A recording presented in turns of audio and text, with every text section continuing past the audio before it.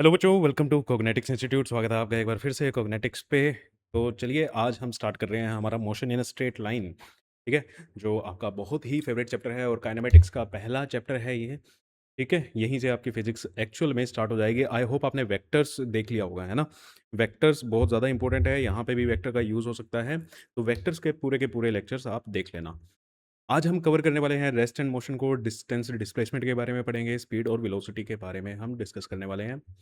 और सबसे पहले तो थैंक यू सो मच, आपने इस वीडियो को चूज़ करा देखने के लिए और हमें मतलब हमारे ऊपर आपने ट्रस्ट किया, है ना।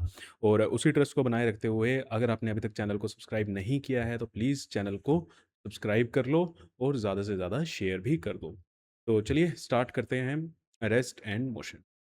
तो रेस्ट क्या होता है और मोशन क्या होता है? आई होप आपने देखो पढ़ तो लिया है ये, है ना? ये दोनों टर्म से आप अवेयर हो कि रेस्ट की स्टेट क्या होती है और मोशन की स्टेट क्या होती है। देखो काइनेमैटिक्स में, है ना, what is kinematics? Kinematics is a branch of physics जिसमें हम मोशन के बारे में क्या करते हैं, डिस्कस करते हैं। काइनेमैटिक्स में अगर मुझे कोई भी ऑब्जेक्ट है, मेरी ऑब्जेक्ट की जो स्टेट होती हैं वो 2 होती हैं। जैसे बचपन में आपने मैटर की स्टेट्स पढ़ी थी, है ना? मैटर की 5 स्टेट्स होती हैं, solid, liquid, gas, plasma, PEC. तो ऐसे ही काइनेमैटिक्स में कोई भी ऑब्जेक्ट है, हमें उसकी स्टेट बतानी है, तो हम या तो कहेंगे कि ऑब्जेक्ट क्या है, रेस्ट पे है, या फिर बोलेंगे कि ऑब्जेक्ट क्या है बेटा, मोशन में है। तो rest and motion are states of object. In kinematics these are the states of any object. ठीक है जी, बहुत बढ़िया। अब सपोज करो रेस्ट को कैसे डिफाइन किया जाता है। ठीक है, चलो उससे भी पहले हम बात करते हैं, एक वर्ड होता है हमारे पास, ऑब्जर्वर। ये सबसे इंपॉर्टेंट चीज है आपके लिए, क्योंकि कभी भी आपको स्टेट बतानी है, कभी भी आपको क्या करना है, स्टेट बतानी है। स्टेट हमेशा किसी ऑब्जर्वर के रिस्पेक्ट में बताई जाती है। मैकेनिक्स में, ठीक है, काइनेमेटिक्स में कभी भी आपको स्टेट बतानी है। ऑब्जर्वर क्या होता है? हु व्यूज, जो देख रहा है, जिसके रिस्पेक्ट में क्या हो रही है, चीजें हो रही हैं। सपोज करो हम एक एग्जांपल लेते हैं।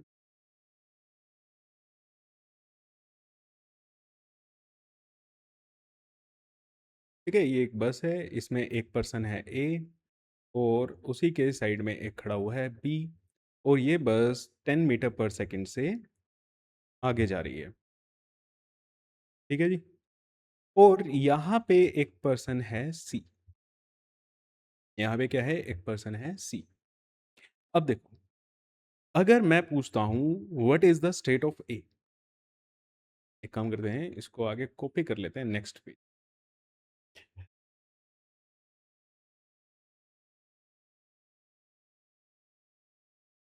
मैं पूछता हूँ what is the state of A, कि ए किस स्टेट में है, मतलब ए रेस्ट में है या मोशन में है। रेस्ट पे है या मोशन में है।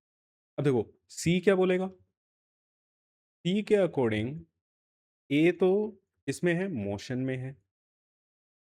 सी के अकॉर्डिंग तो ए बस के अंदर है और बस 10 की स्पीड से आगे जा रही है, तो भैया ए भी तो उसके साथ साथ आगे जा रहा है, तो सी को क्या लगेगा कि ए क्या है, आगे जा रहा है।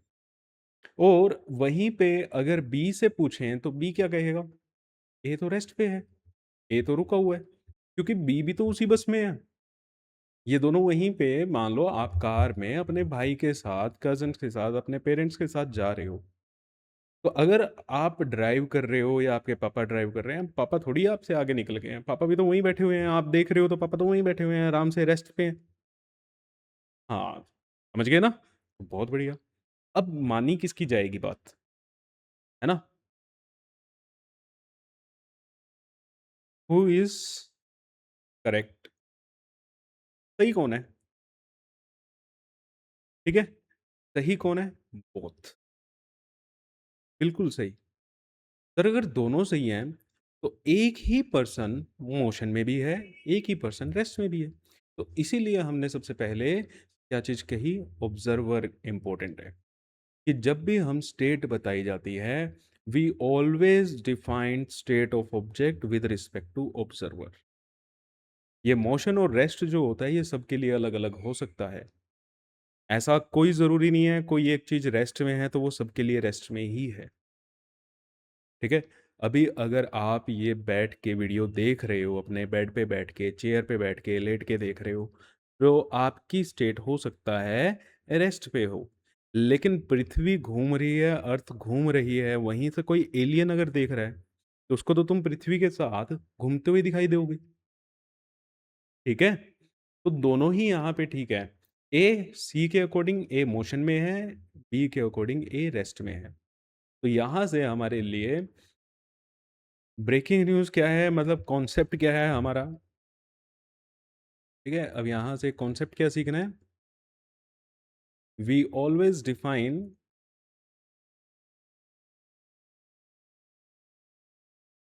We always define state of object with respect to observer only. आप सिर्फ ऑब्जर्वर के रिस्पेक्ट में ही बता सकते हो। अब अगर मेरे से ये पूछो कि सर ए की एक स्टेट बता दो, रेस्ट है या मोशन में, मैं आंसर नहीं दे पाऊंगा। ठीक है। मैं आंसर नहीं दे सकता हूं कि ए हमेशा रेस्ट में है या हमेशा मोशन में है। किसी के लिए वो रेस्ट में हो सकता है, किसी के लिए वो मोशन में हो सकता है। ठीक है। तो व्हाट वी कंक्लूडेड, क्या कंक्लूड किया यहां से, there is no absolute rest और मोशन। कि मतलब एक स्टेट तो पॉसिबल नहीं है कि हाँ कोई ऑब्जेक्ट एब्सोल्यूट रेस्ट में ही है या कोई ऑब्जेक्ट एब्सोल्यूट मोशन में ही है। ठीक है। कोई ऑब्जेक्ट ऑलमोस्ट अलग अलग स्टेट में भी हो सकता है, अलग अलग ऑब्जर्वर के ऊपर। तो डिपेंड किस पे करेगा, स्टेट किस पे डिपेंड करेगी, ऑब्जर्वर पे। स्टेट किस पे डिपेंड करेगी, ऑब्जर्वर पे। अब अगर आपसे कोई भी पूछता है कि किसी ऑब्जेक्ट की स्टेट क्या है, तो आपका सबसे पहला क्वेश्चन क्या होना चाहिए कि भैया ऑब्जर्वर कौन है। ठीक है। ऑब्जर्वर कौन है। चलो ये तो हमारा हो गया। अब अगर सर बात करें लिखने की, तो लिखेंगे कैसे, है ना। लिख के कैसे आएंगे, डिफाइन कैसे करेंगे कि भाई रेस्ट क्या होता है और मोशन क्या होता है। रेस्ट क्या होता है और मोशन क्या होता है। तो रेस्ट क्या होता है, if position of object does not change, does not change with respect to time, with respect to observer. अगर ऑब्जर्वर के साथ और टाइम के साथ चेंज नहीं हो रही है तो उसे हम क्या कहेंगे। अगर पोजीशन चेंज नहीं हो रही, इसके साथ टाइम भी चेंज हो रहा है लेकिन पोजीशन चेंज नहीं हो रही और ऑब्जर्वर भी चेंज नहीं हो रहा। ठीक है। अभी ऐसा एग्जांपल भी चेंज हो सकता है कि टाइम के साथ साथ पोजीशन चेंज हो रही है। अभी वो चलो अभी एक एग्जांपल और लेते हैं, अच्छे से पढ़ेंगे पूरी डिटेल में। अब मान लो एक पर्सन ये है, इधर जा रहा है 10 मीटर पर सेकेंड से, और बिल्कुल इसके ये पैरेलल ही एक पर्सन ये है, ये भी इधर जा रहा है 10 मीटर पर सेकेंड से। तो दोनों की स्पीड बराबर, दोनों की पोजीशन सेम है। ठीक है। थोड़ी देर के बाद ये चलते चलते, अब अगर मैं इनके दोनों की स्पीड सेम तो दोनों पैरेलल ही रहेंगे भाई। ये यहाँ पे आ गया, ये यहाँ पे आ गया। फिर कुछ टाइम के बाद ये इधर है, ये इधर है। तो अगर इसको ए माने, इसको बी माने, ए और बी, ए और बी, बी अगर देख रहा है ए को, तो बी को तो क्या लगेगा, ये तो हमेशा ही मेरे सामने है, ये तो हमेशा ही मेरे साइड में चल रहा है, इसकी तो पोजीशन चेंज ही नहीं हो रही है, हालांकि चल दोनों ही रहे हैं, है ना।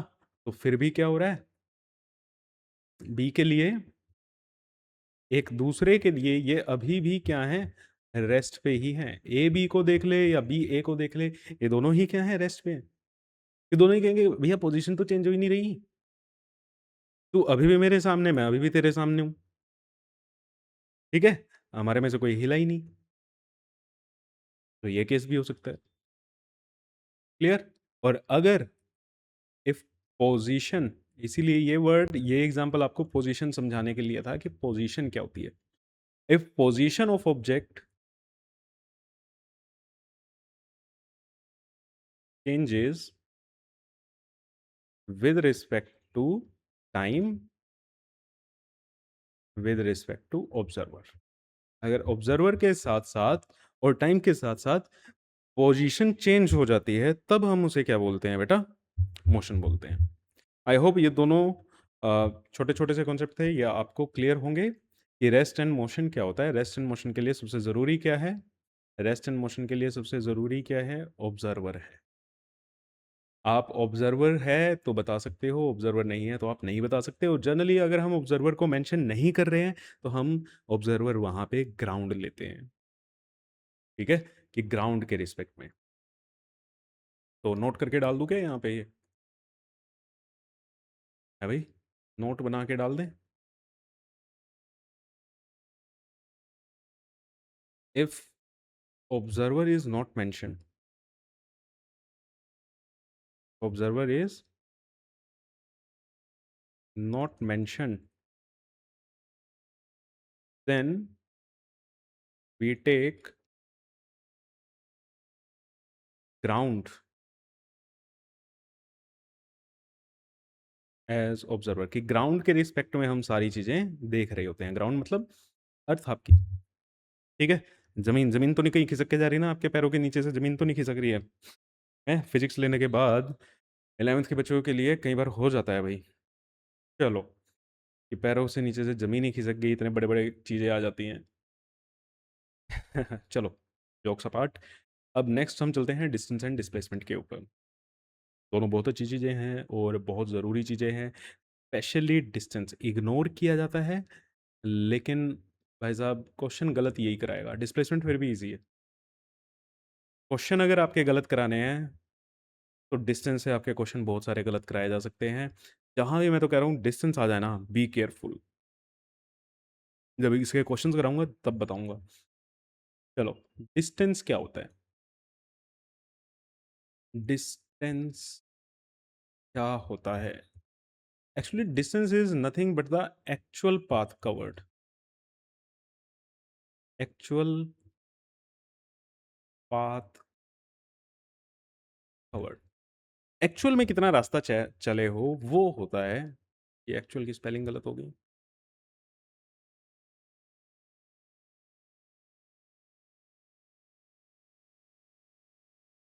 एक्चुअल पाथ कवर्ड, जी हाँ। सपोज करो एक ये पॉइंट है ए और एक ये पॉइंट है बी। अब ए से बी आप ऐसे भी आ सकते हो, ए से बी ऐसे भी जा सकते हो, आप किसी भी रास्ते से जा सकते, ऐसे घूम के, ऐसे घूम के फिर ऐसे आ सकते हो, है ना। इन तीनों ही रास्तों में, इन तीनों ही रास्तों में डिस्टेंस अलग अलग है, ठीक है। अगर मैं इसको पाथ 1 बोल दूं, पाथ 2 बोल दूं और इसको पाथ 3 बोल दूं, distance of 1 is not equal to distance of second path, not equal to distance of third. Distance basically होता क्या है, it is the actual path covered. सही में तुम कितना रास्ता तय करके आए हो। जैसे तुम अपने ऑफलाइन ट्यूशन जाते हो, कभी सीधे तो जाते ही नहीं ना।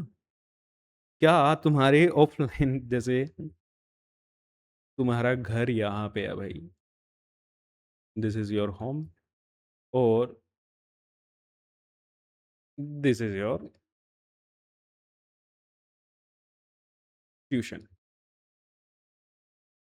अब ट्यूशन भी यहीं पे है, ये तो रोज रोज ऐसा नहीं हो रही बिल्डिंग चेंज हो रही है, तुम्हारा घर भी रोज रोज चेंज नहीं हो रहा। लेकिन क्या तुम्हारा डिस्टेंस रोज सेम होता है? नहीं होता, है ना? कभी किधर घूम के गए, कभी किसी दोस्त को पिक करना है, आज दूसरे दोस्त को पिक करना है ना? थोड़ा सा मार्केट में खा लिया, तो तुम्हारा होम से ट्यूशन, ट्यूशन से होम का डिस्टेंस तो कभी भी सेम नहीं है। मेरे हिसाब से तो कभी भी नहीं होता है ना कि घर से निकले और सीधा ट्यूशन, ट्यूशन से निकले और सीधा घर, उसी रास्ते से आ रहे हो जा रहे हो। क्यों भाई? लेकिन दोनों की पोजीशन तो सेम है ना? पोजीशन तो हो दोनों बिल्डिंग्स की आपकी सेम ही है। ये होता है डिस्टेंस। आपने एक्चुअल में कौन सा रास्ता चूज किया है वो बताएगा। क्लियर? और जो कि डिस्प्लेसमेंट अगर हम देखें, if you talk about displacement, अगर हम डिस्प्लेसमेंट की बात करें,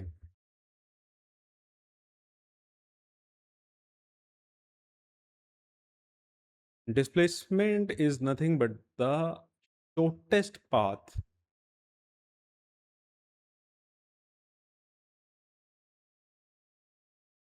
between initial and final point.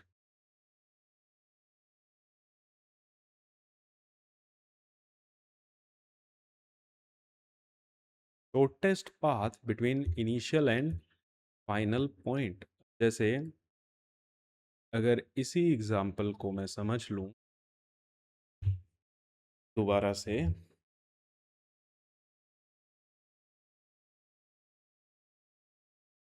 ठीक है? और यहाँ पे मान लो ए मेरा इनिशियल है और बी मेरा क्या है, फाइनल है।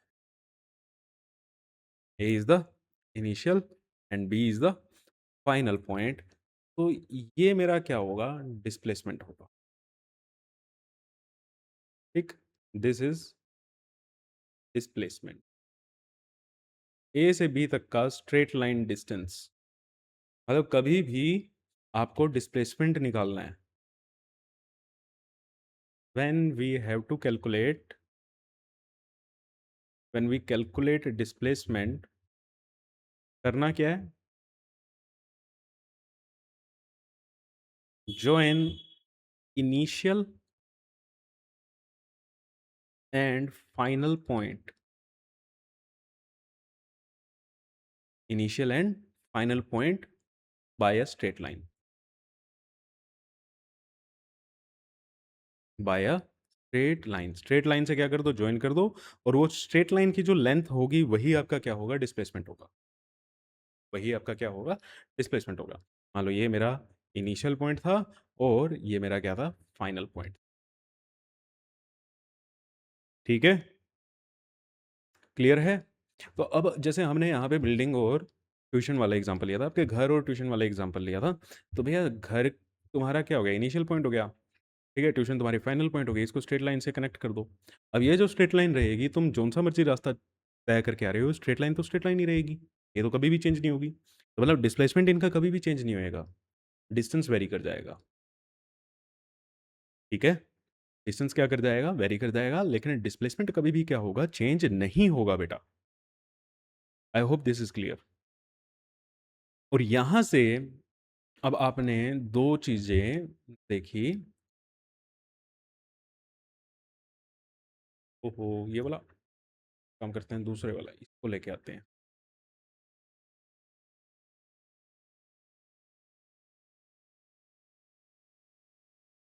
चलो जी, यहां से आपने एक चीज देखी कि डिस्टेंस, मैं अब यहाँ पे कुछ पॉइंट लिखूं कि डिस्टेंस तो आपका पाथ पे डिपेंड कर रहा है।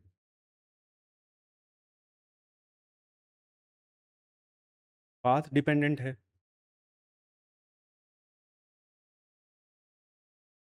ना? और जबकि डिस्प्लेसमेंट क्या है, पाथ पे डिपेंड ही नहीं कर रहा, जोन सा मर्जी रास्ता तय कर लो, आप चाहे फर्स्ट से जाओ, सेकंड से जाओ, थर्ड से जाओ, डिस्प्लेसमेंट के लिए तो हमेशा ही आपको क्या करना है, ए से बी को स्ट्रेट लाइन से ज्वाइन करना है, तो स्ट्रेट लाइन तो हमेशा ये ब्लू वाली आएगी, है ना? आप सपोज करो आप येलो वाले रास्ते से आज घर गए, ए मतलब ए से बी तक आप गए येलो वाले रास्ते से, ठीक है जी, जाओ। आपका डिस्टेंस क्या होगा, जो ये येलो लाइन है इसकी जो लेंथ होगी वो आपका डिस्टेंस हो जाएगा। लेकिन डिस्प्लेसमेंट क्या होगा? सर ये ब्लू वाली लाइन। अब किसी और दिन आप सेकंड पाथ आप ऑरेंज वाले रास्ते से गए, तो अब ऑरेंज की जो लेंथ होगी वो आपका क्या है? डिस्टेंस है, लेकिन डिस्प्लेसमेंट तो फिर भी ये ब्लू वाली लाइन ही रहेगी। समझ आया? तो डिस्प्लेसमेंट तो पाथ पे डिपेंड ही नहीं कर रहा, पाथ पे ये डिपेंड ही नहीं कर रहा। क्लियर है? चलो बहुत बढ़िया। नेक्स्ट पॉइंट मैं यहाँ से ये भी लिख सकता हूँ, मतलब यहाँ से नहीं, ये एक इंफॉर्मेटिव पॉइंट है कि डिस्टेंस जो होता है ये एक स्केलर क्वांटिटी होती है, और डिस्प्लेसमेंट जो होती है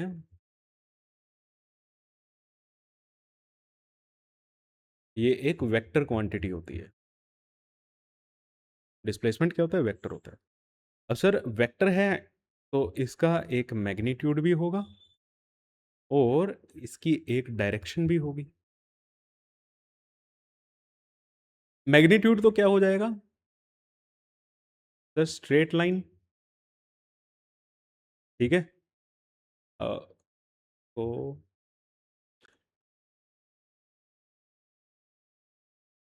कैसे लिखते हैं? मैग्नीट्यूड क्या होगा?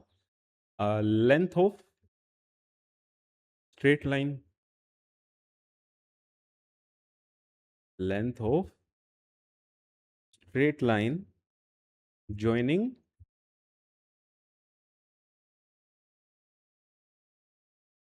initial and final point। Clear? और डायरेक्शन क्या होगी फिर इसकी? From initial to final point, from initial point to final point. Initial से फाइनल वाली जो डायरेक्शन है वो होगी। जैसे ओके, ये कुछ पॉइंट हैं, इनको अभी हम डिस्कस करेंगे, वैसे वही डिस्कस ही कर रहे हैं, उसको कंसाइज करके लिख दिया है। चलो क्या करते हैं हम? चलो एक सिस्टम बना लेते हैं।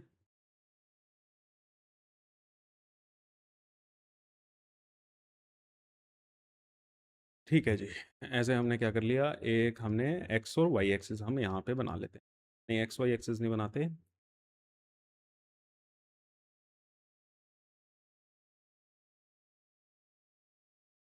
ऐसे ही रखते हैं।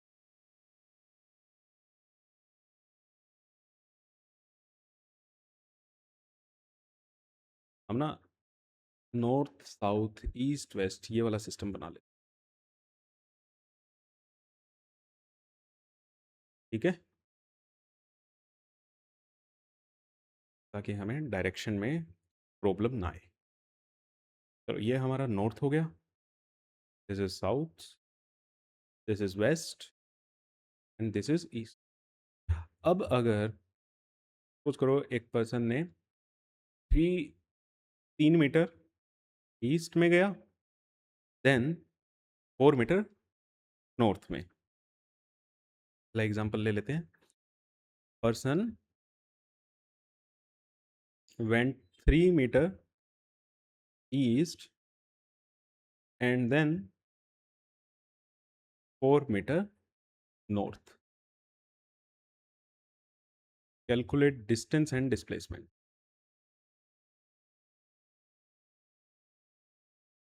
Calculate distance and displacement. Clear? तो ठीक है जी, 3 मीटर ये ईस्ट में गया, फिर यहां से 4 मीटर कहाँ चला गया? नॉर्थ डायरेक्शन में चला गया। तो इनिशियल पॉइंट मेरा यहाँ था, मान लो ओ से इसने स्टार्ट किया था, और ये पहुंच कहाँ पे गया? ए पे। तो this is my initial, this is my final point, और ये डिस्टेंस इसने 4 मीटर था। तो अगर हम डिस्टेंस की बात करें,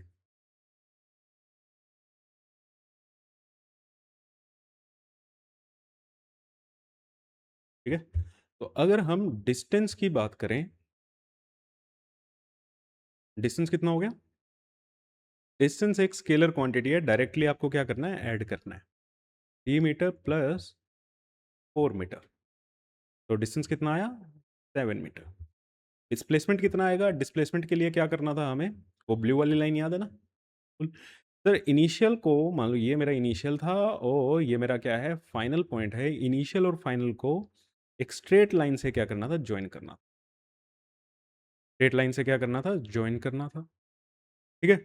अब इसकी लेंथ जो होगी, अब यहाँ से पाइथागोरस से इसकी लेंथ कितनी आएगी? 5 मीटर। तो मेरा डिस्प्लेसमेंट कितना आया?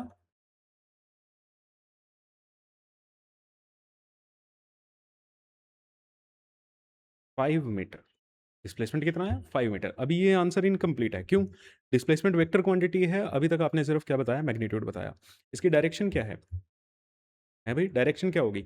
इनिशियल से फाइनल की तरफ। वेक्टर है, डायरेक्शन होगी। तो इस डायरेक्शन को आप क्या बोल सकते हो?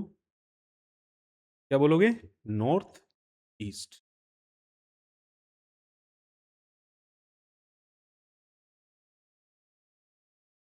ठीक है? तो ये हमारे क्या है? सही आंसर है। डिस्टेंस स्केलर क्वांटिटी, कोई डायरेक्शन नहीं। डिस्प्लेसमेंट वेक्टर क्वांटिटी, ये मैग्नीट्यूड है और ये क्या है? डायरेक्शन है।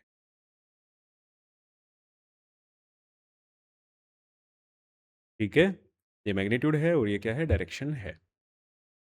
ठीक। अदरवाइज आप यहां से और कैसे कर सकते हो इसको?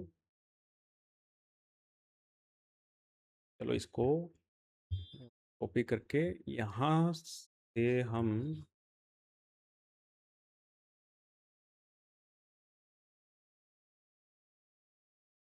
अच्छा मेरे को ये बताओ, अगर आपने लेक्चर्स देखे हैं, वेक्टर आपने पढ़ा है ना? वेक्टर के लेक्चर देखे हैं। ये ए पॉइंट है, इसके कोऑर्डिनेट क्या होंगे? 3,4। तो यहाँ से यहाँ मैं पोजीशन वेक्टर लिख सकता हूँ और ये पोजीशन वेक्टर ही मेरा क्या है? ये इसके कोऑर्डिनेट बोलो 0,0। तो मैं डिस्प्लेसमेंट वेक्टर लिख सकता हूँ। डिस्प्लेसमेंट को मैं कैप स्मॉल डी से लिख रहा हूँ। ठीक है? डिस्टेंस को मैं कैपिटल डी से लिखूंगा। डिस्प्लेसमेंट वेक्टर क्या होगा? 3i cap plus 4j cap. 3i cap plus 4j cap. अब इसका मैग्नीट्यूड निकालना है, तो मैग्नीट्यूड कैसे आ जाएगा? 3 का स्क्वायर प्लस 4 का स्क्वायर, दैट इज 5। और इसकी डायरेक्शन निकालनी है। डायरेक्शन निकालने के लिए क्या करते थे? वेक्टर को उसके मैग्नीट्यूड से डिवाइड कर देते थे। वेक्टर को उसके मैग्नीट्यूड से क्या करते थे? डिवाइड करते थे। तो 3i cap plus 4j cap divided by 5। तो ये मैग्नीट्यूड आया और ये क्या आई? Direction I. और ये आपका डिस्प्लेसमेंट क्या है? वेक्टर है। ठीक है? ये हमारा क्या था? इन वेक्टर फॉर्म। निकाल सकते हो? बहुत बढ़िया। फिर से ये पॉइंट आ गए। अभी हम और भी डिस्कस करेंगे। तो ये जस्ट एग्जांपल था। जो हमने बात की थी कि डिस्टेंस स्केलर क्वांटिटी होता है, डिस्प्लेसमेंट वेक्टर क्वांटिटी होती है। तो वेक्टर क्वांटिटी के लिए आपको मैग्नीट्यूड भी चाहिए और डायरेक्शन भी चाहिए। ठीक है ना? तो डायरेक्शन भी इक्वली इंपॉर्टेंट है। तो आई होप समझ आया है। चलो फिर अब इन पॉइंट्स को डिस्कस कर लेते हैं एक बार। चलो जी, क्या क्या लिखा हुआ है? Distance is the total path covered by the body. Definition है, कभी लिख के आनी पड़ जाए वैसे तो आएगी, ज़रूरत नहीं है। क्योंकि कभी भी ये क्वेश्चन आपके इसमें आना ही नहीं है कि डिस्टेंस और डिस्प्लेसमेंट को बताओ। 11th क्लास में हो चुके हो, एप्लीकेशन बेस्ड क्वेश्चंस आएंगे। Displacement is the shortest distance between initial and final point. Distance scalar quantity होता है, डिस्प्लेसमेंट वेक्टर क्वांटिटी होता है। डिस्कस कर लिया हमने। Distance can never be negative. Displacement can be positive, negative, zero. Displacement distance कभी भी नेगेटिव नहीं हो सकता। इस पॉइंट को अभी हम डिस्कस करेंगे। डिस्टेंस जो होता है वो पाथ पे क्या करता है? डिपेंड करता है। बिल्कुल। और डिस्प्लेसमेंट जो होता है वो पाथ पे डिपेंड नहीं करता। तो इसमें से हमने 3 पॉइंट डिस्कस कर चुके हैं। एक पॉइंट हमने अभी डिस्कस नहीं किया है, वो आपको एग्जांपल से ही पता लगेगा। और चलो इसको ऐसे बता भी देते हैं। सपोज सपोज करो आप गाड़ी चला रहे हो आगे 10 मीटर पर सेकंड से, आपने आगे चल रहे थे। तो आगे कुछ ना कुछ डिस्टेंस आपने ट्रेवल किया। ठीक है? यहाँ पे आगे ए से आप कहाँ आगे? बी पे आगे। अब अगर आप ए से रिवर्स जाके सी पे पहुंच जाते, ठीक ऐसे, 10 मीटर पर सेकेंड, आप ए से सी पे आ जाते, तो क्या आपकी गाड़ी में जो ओडोमीटर लगा हुआ है वो कम हो जाती है क्या डिस्टेंस? जब आप गाड़ी को रिवर्स करते हो तो मीटर के उल्टा चलने लग जाता है क्या? नहीं चलता ना, जबकि आप जा तो पीछे रहे हो। तो बस ये होता है कि डिस्टेंस कभी भी नेगेटिव नहीं हो सकता, डिस्टेंस कभी भी कम नहीं हो सकता। अगर आपने चलना स्टार्ट किया है, ठीक है, या तो देखो आप खड़े रहो, रेस्ट पे रहोगे, चल ही नहीं रहे हो तो डिस्टेंस जीरो होगा, आपने कोई भी डिस्टेंस कवर ही नहीं किया। अगर आप चल रहे हो तो हमेशा डिस्टेंस ऐड होता जाएगा, कभी भी कम नहीं होगा। इस लाइन का मीनिंग ये था। और डिस्प्लेसमेंट के साथ अभी ऐसा हो सकता है। डिस्प्लेसमेंट देखो वेक्टर क्वांटिटी है, पॉजिटिव भी हो सकता है, नेगेटिव भी हो सकता है और जीरो भी हो सकता है। ये हम वेक्टर में भी डिस्कस करके आए हैं। ठीक। और इसके अलावा यूनिट और डायमेंशन की यहाँ पे कोई बात नहीं है। तो यूनिट की अगर हम तुम बात करोगे, यूनिट इसकी भी ऐसा यूनिट क्या होती है, मीटर होती है। यूनिट इसकी भी मीटर ही होती है। Dimension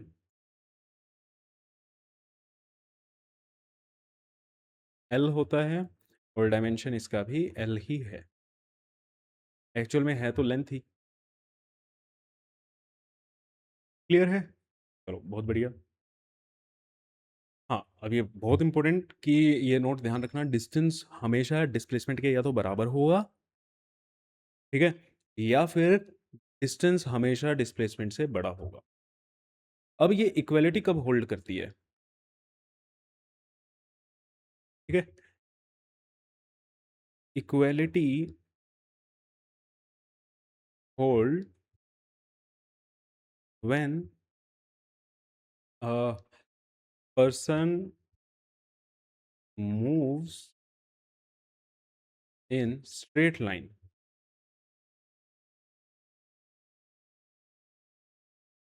only and never changes its direction. Never changes its direction. अच्छा, इक्वालिटी होल्ड करने का मतलब समझ आया ना? इक्वालिटी होल्ड करने का मतलब क्या है कि भैया डिस्टेंस और डिस्प्लेसमेंट इक्वल कब होंगे? डिस्टेंस और डिस्प्लेसमेंट इक्वल कब होते हैं? सॉरी, ये तो दोनों ही डिस्टेंस लिख दिए, अच्छे से लिख देता हूँ। दैट डिस्टेंस, और उसमें भी अच्छे से लिखो तो मैग्नीट्यूड ऑफ डिस्प्लेसमेंट, मैग्नीट्यूड की ही बात हो रही है यहाँ पे। ये तभी बराबर होंगे जब एक पर्सन स्ट्रेट लाइन में मूव करेगा, अगर उसकी डायरेक्शन चेंज नहीं हो रही है। अगर डायरेक्शन चेंज होगी तो डिस्टेंस और डिस्प्लेसमेंट कभी भी इक्वल नहीं हो सकते, कभी भी इक्वल नहीं होंगे। सपोज करो आ,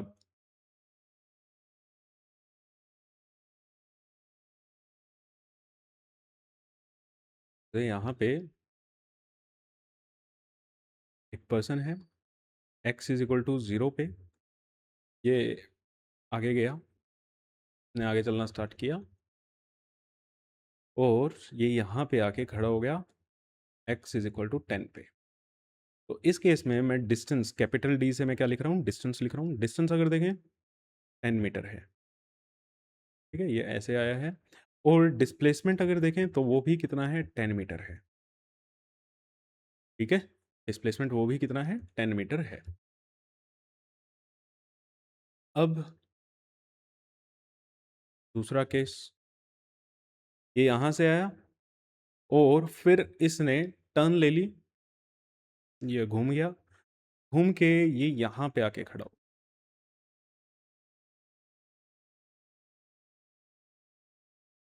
सपोज करो x इज इक्वल टू 8 पे, x इज इक्वल टू 8 पे, मतलब ये इसका एक्चुअल पाथ क्या है, ये ऐसे गया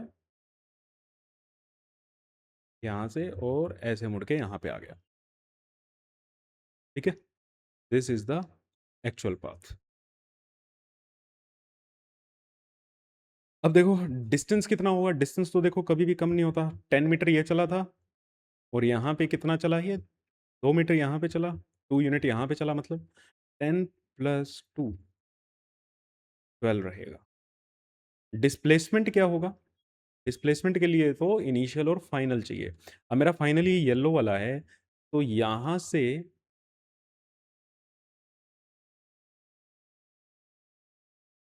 यहाँ से यहाँ तक का मेरा क्या होगा बेटा, डिस्प्लेसमेंट हो, क्योंकि इनिशियल और ये क्या है, फाइनल। इनिशियल से फाइनल स्ट्रेट लाइन ज्वाइन करोगे तो आंसर कितना आएगा इस बार, 8 मीटर। ठीक है, और अभी मैं सिर्फ मैग्नीट्यूड की ही बात कर रहा हूँ, डायरेक्शन हमारी सेम ही है, वैसे स्ट्रेट लाइन में चल रहा है, इसमें ही सारा का सारा, या प्लस आई कैप में ही हम चल रहे हैं। क्लियर? देखो जैसे डायरेक्शन चेंज हुई, ऊपर वाले केस में डायरेक्शन चेंज नहीं हुई थी, है ना, जब तक डायरेक्शन चेंज नहीं हो रही तो डिस्टेंस और डिस्प्लेसमेंट इक्वल थे, जैसे ही डायरेक्शन चेंज हुई तो ये क्या आ गए, अनइक्वल हो गए, है ना। और चलो एक और एग्जांपल ले लेते हैं जिसमें आपका नेगेटिव वाला भी क्या हो जाएगा, क्लियर हो जाएगा। अब सपोज करो ये यहां से चल के यहां पे आ गया, ठीक है, यहां से चल के ये यहां पे आ गया, x is equal to -2, is equal to -2, ये इसका फाइनल पॉइंट, ये इसका इनिशियल पॉइंट, इसका रास्ता क्या रहा है, मतलब इसका पाथ क्या रहा है, ये यहाँ से चला था, यहाँ से चलना स्टार्ट किया, डायरेक्शन घूमा और ये यहाँ पे आ गया, ठीक है, इज इक्वल टू 10 से इसने घूम के ये यहाँ पे आया। अब अगर मैं निकालूं डिस्टेंस और डिस्प्लेसमेंट, अब मेरा देखो इनिशियल और फाइनल, ये मेरा क्या है, स्मॉल डी है, इनिशियल से फाइनल।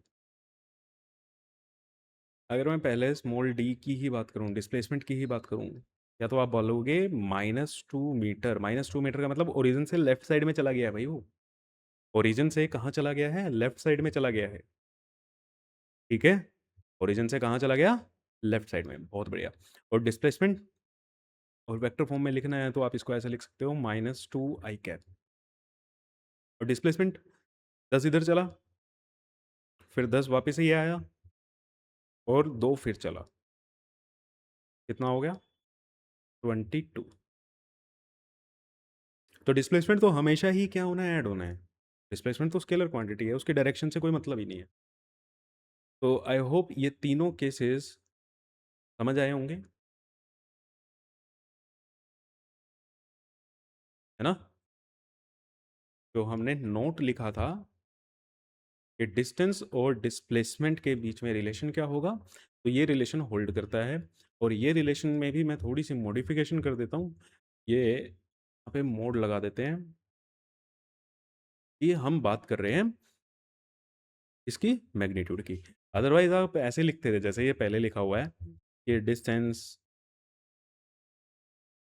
डिस्प्लेसमेंट, कोई इस स्टेटमेंट को चैलेंज भी कर सकता है क्योंकि ये ट्रू नहीं है, एक भैया स्केलर क्वांटिटी है, एक वेक्टर क्वांटिटी है, वेक्टर क्वांटिटी का आप मैग्नीट्यूड के साथ ही डील कर सकते हो, ठीक है, मैग्नीट्यूड के बारे में ही आप बता सकते हो, स्केलर कभी वेक्टर के इक्वल होगी नहीं, है ना, स्केलर कभी वेक्टर के इक्वल हो जाएगी क्या, लेंथ कभी एरिया के इक्वल हो सकती है, क्यों नहीं हो सकती भैया, प्रिंसिपल ऑफ होमोजेनिटी आप पढ़ के आए हो, वो वायलेट हो जाएगा, ठीक है। तो यूनिट एंड डायमेंशन में आपने प्रिंसिपल ऑफ होमोजेनिटी पढ़ा हुआ है, ये तीनों केसेस थे, क्लियर, बहुत बढ़िया। आगे हमारा क्या है, speed and velocity,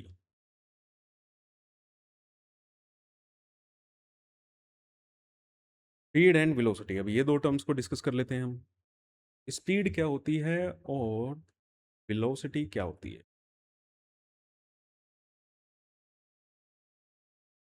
speed is rate of change of distance, speed is rate of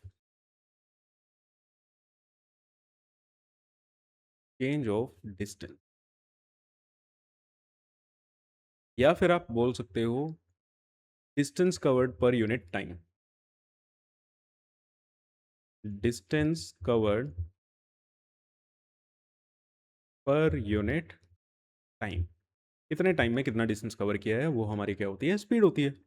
अब देखो ये वर्ड ना आपके पास बहुत बार आएगा, रेट, रेट एक तो इसका क्या होता है, जर्नली अगर कुछ नहीं लिखा, rate of change of distance लिखा है, यहाँ पे किसके रिस्पेक्ट में ये रेट है, तो इन जर्नल देखो इन जनरल लिख रहा हूँ, मतलब ये हर बार ट्रू नहीं होगी, या तो आपको बताएंगे कि रेट किस चीज़ की रेट है, मतलब वो किस पे डिपेंड कर रही है। इन जनरल जो होता है मीन्स विद रिस्पेक्ट टू हम टाइम लेते हैं, या आप बोलो पर यूनिट टाइम, इसका मतलब कि जिसके भी आप आगे रेट लिखी हुई है, मतलब यहाँ पे किसके आगे लिखी हुई है, डिस्टेंस के आगे, तो डिस्टेंस डिवाइडेड बाय टाइम हो गया इसका। और जो रेट होती है ये दो टाइप की होती है, एक होती है एवरेज और एक होती है instantaneous.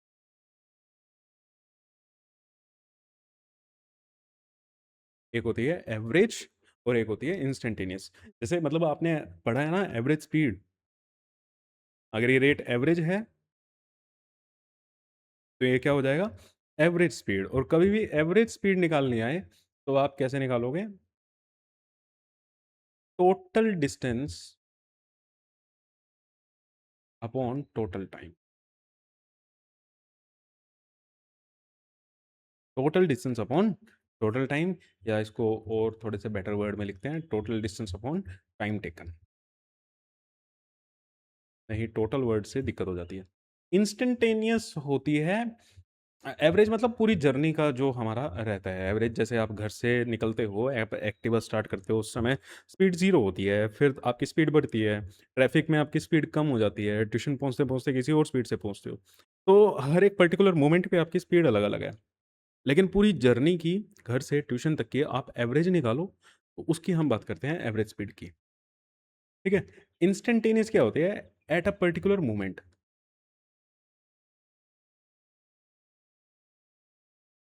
At a particular moment, जो आप फॉर्मूला यूज करते हो ना, डिस्टेंस ऑन टाइम,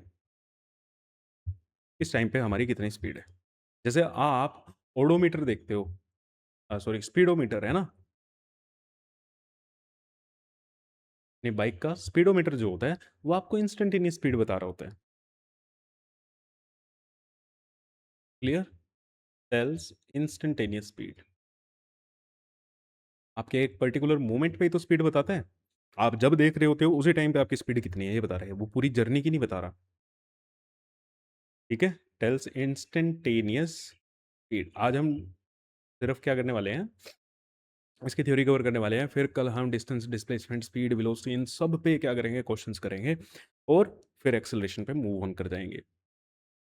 तो क्लियर है भैया, स्पीड क्या है, rate of change of distance, या distance per unit, distance covered per unit time.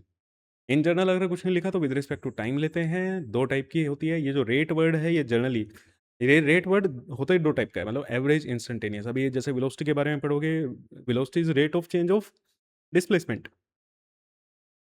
ठीक है, तो फिर से वही क्या आएगा, average speed, average velocity, instantaneous speed, instantaneous velocity. Clear, बहुत बढ़िया। अब स्पीड, और क्या पॉइंट लिखे हैं स्पीड के बारे में। स्पीड हम ये लिख सकते हैं, speed is a scalar quantity,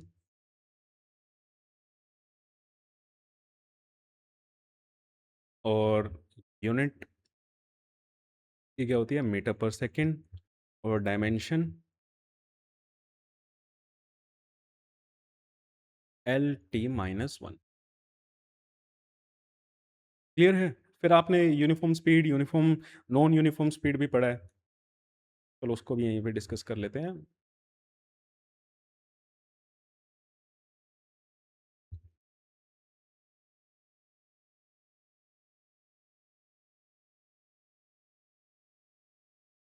और नॉन यूनिफॉर्म, यूनिफॉर्म क्या होता है, जब equal distance in equal time interval, equal distance in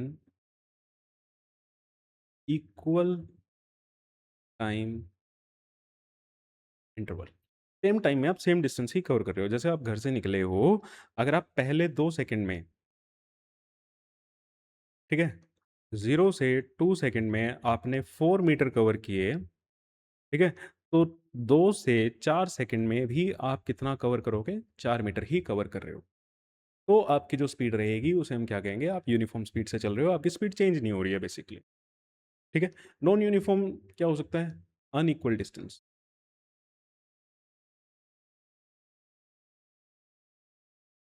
in equal time interval. In equal time interval और वाइस वर्सा। वाइस वर्सा मतलब क्या हो सकता है कि सेम डिस्टेंस को कवर करने में आपने अलग अलग टाइम लगा दिया।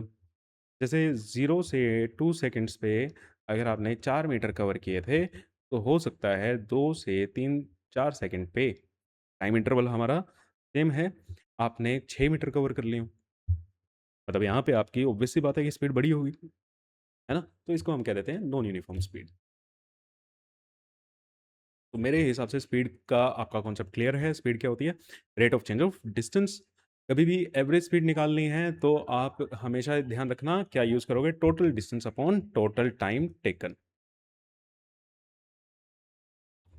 इसको हाईलाइट करके रखना, ये चीज़ इंपॉर्टेंट है, ये आपके क्वेश्चंस क्या करा सकता है? गलत करा सकता है। क्लियर है? चलो अब बात कर लेते हैं वेलोसिटी की।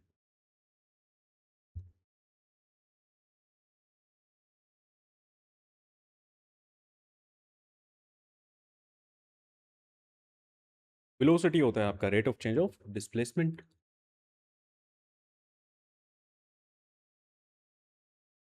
Rate of change of displacement और displacement per unit time.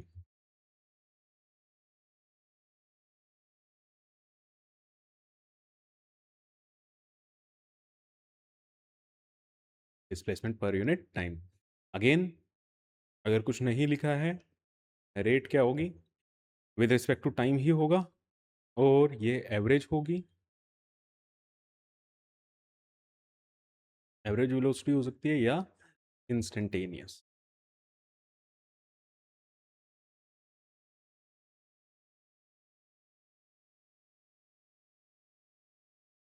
Average velocity जो निकालोगे, अगेन कैसे निकालोगे?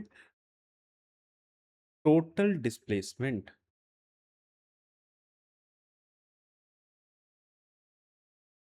Upon time taken. कितना टाइम लगा है उस डिस्प्लेसमेंट को कवर करने में? इंस्टेंटेनियस, जैसे आप इंस्टेंट बिल्कुल ही किसी पर्टिकुलर मोमेंट के लिए निकालते हैं, तो यहाँ पे अगर मैं डिस्प्लेसमेंट को एस लेता हूँ, सपोज करो एस और D S by D T, और जहाँ पे टाइम जो होगा टेंस टू ज़ीरो रहता है, मतलब टाइम बहुत ही बहुत कम, किसी पर्टिकुलर मोमेंट की बात कर रहे हैं आप, हाफ सेकंड में कितना हो गया, उससे भी कम टाइम में। ठीक है। टाइम इंटरवल क्या होता है हमारा? बहुत ज़्यादा कम होता है। और हम वेलोसिटी की बात करें तो वेलोसिटी जो है वो वेक्टर है। यूनिट इसकी भी, अच्छा छोड़ो, यूनिट की हम बाद में बात करते हैं, या इसको नीचे लिख देते हैं। यूनिट मीटर पर सेकंड ही रहेगी, और डायमेंशन भी same as speed, L T minus one. अब वेक्टर है, तो वेक्टर की क्या होगी बेटा? Direction sir. बहुत बढ़िया। डायरेक्शन क्या होगी? Same as the direction of displacement. Same को हाईलाइट करके लिखते हैं भैया थोड़ा सा, कि ये इंपॉर्टेंट चीज़ है। अलग कलर यूज़ कर लेते हैं। डायरेक्शन क्या है? Same as that of displacement. जो डिस्प्लेसमेंट की डायरेक्शन, वही आपकी वेलोसिटी की डायरेक्शन है।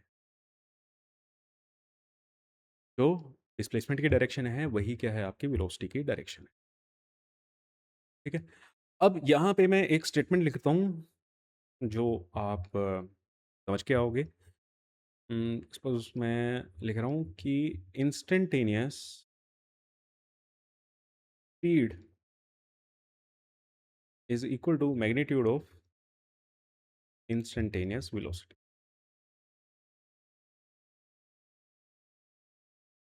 ठीक है? लेकिन एवरेज के लिए ये ट्रू नहीं रहेगा, ये ध्यान रखना। एवरेज के लिए ट्रू नहीं है ये चीज़। कई बार आपने ऐसा सुन लिया होगा कि velocity speed is magnitude of velocity,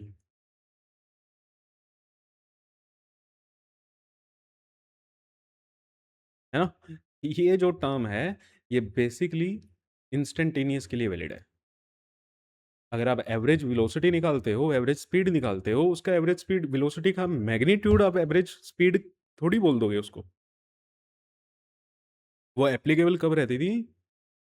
ये एक जर्नल स्टेटमेंट जो आपने पढ़ी है ना, ये इंस्टेंटेनियस के लिए वैलिड होती है सिर्फ़, एवरेज के लिए वैलिड नहीं है ये। क्लियर है मेरे बच्चे? तो ये था आपका स्पीड, वेलोसिटी, डिस्टेंस और डिस्प्लेसमेंट के ऊपर।